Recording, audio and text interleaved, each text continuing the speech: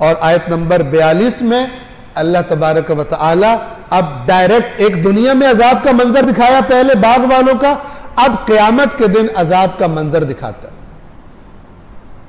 और ये फिर बड़ी तवज्जो करने वाली आयात हैं। ये कुरान का एक मौजू है, बड़ा इंपॉर्टेंट मौजू, जिसे कुरान ने कई जगहों पर बयान किया। और वो मौजू ये है कि तुम जो अपनी आदात के जरिए से और अपने इख्तियारी फैसलों की वजह से तुम जो शख्सियत बना रहे हो अपनी, क़यामत के दिन वही शख्सियत लेके निकलोगे, उसे बदल नहीं सकोगे। और यहां पर मिसाल दी है सजदे की, तवज्जो फरमाएं। यौम युक्शफु अन साकिन, इसका लफ्जी तर्जुमा है जिस दिन पिंडली से कपड़ा उठा दिया जाएगा। ये पिंडली से कपड़ा उठा देना ये मुहावरा है। जैसे इंसान ने मसलन कोई काम करना हो तो अपने कपड़े समेटता है, भागना हो तो अपने कपड़े समेटता है ताकि मसलन भागते हुए कपड़ा कोई टांगों में ना आ जाए। यौम युक्शफु अन साकिन यानी जिस दिन सब तैयारी मुकम्मल हो जाएगी हिसाब किताब की, मैदान हशर की बात है।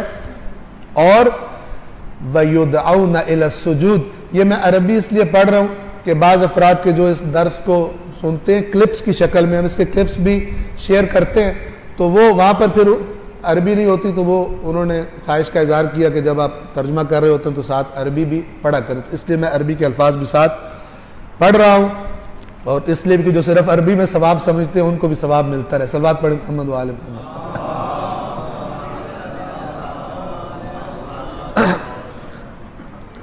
वयुदऔन इला सुजूद, और उनको दावत दी जाएगी सजदों की।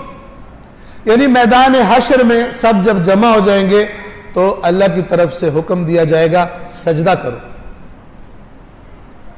कौन होगा कि जो सजदा ना करे? उस दिन अल्लाह को अकड़ जाए, कोई नहीं होगा। उस दिन पता होगा जो सजदा नहीं करेगा हशर क्या होगा। सारे पर्दे हट गए होंगे, सब कुछ सामने होगा, पता होगा आज जिसने सजदा न किया उसका अंजाम क्या होने वाला है। लेकिन अल्लाह फरमाता है वयुदऔन इला सुजूद, उन्हें सजदे के लिए दावत दी जाएगी। फला यस्ततीऊन, सजदे की इस्तात नहीं पाएंगे, अपने अंदर सजदा नहीं कर पाएंगे। क्यों? चाहेंगे सजदा करें, नहीं कर पाएंगे। क्यों? दुनिया में सजदा नहीं करते थे, दुनिया में सजदे नहीं करते थे। अल्लाह फरमाता है पहले, अगली आयत में पहले उनकी हालत बयान करता है, फिर सजदा न करने का सबब बयान फरमाता है।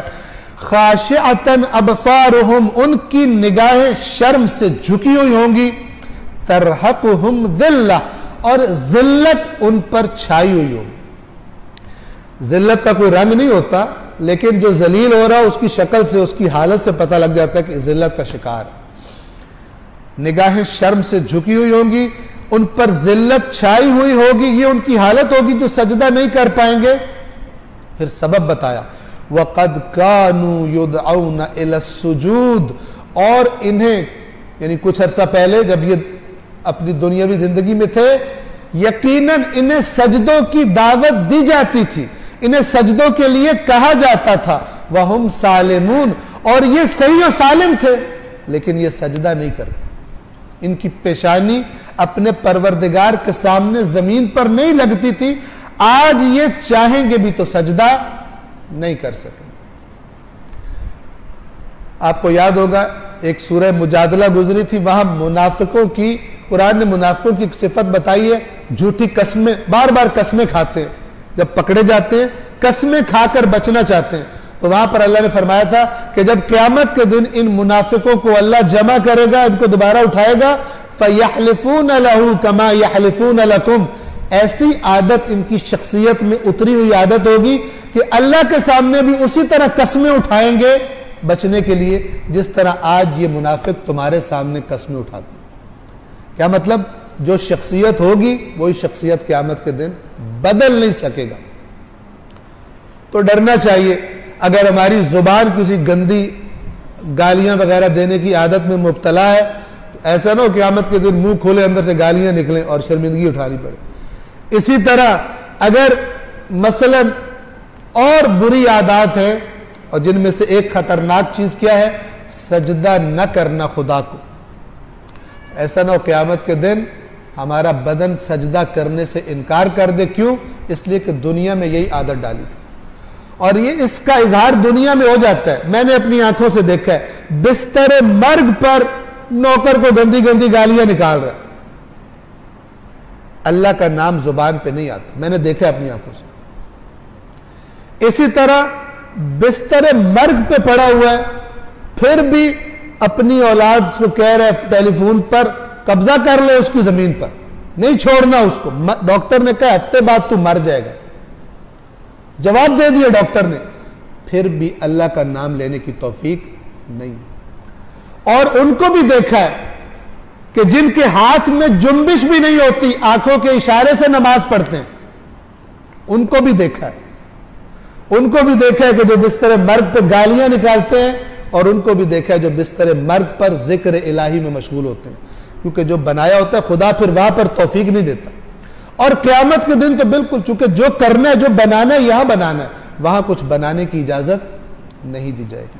ये कुरान की आयत है, और अहले बैत अथार रसूलुल्लाह के फरामीन भी इन्हीं आयत की वजाहत फरमाते हैं। और अगर कोई इनकी उलट बात आपको बताता है उनसे मंसूब करके, तो उन्होंने बता दिया कि हम कुरान के खिलाफ बात नहीं करते। याद रखिए, देखिए कुरान में दीन की क्या तस्वीर बनती है जब आप कुरान पढ़ते हैं इधर उधर से मिलावटें किए बगैर।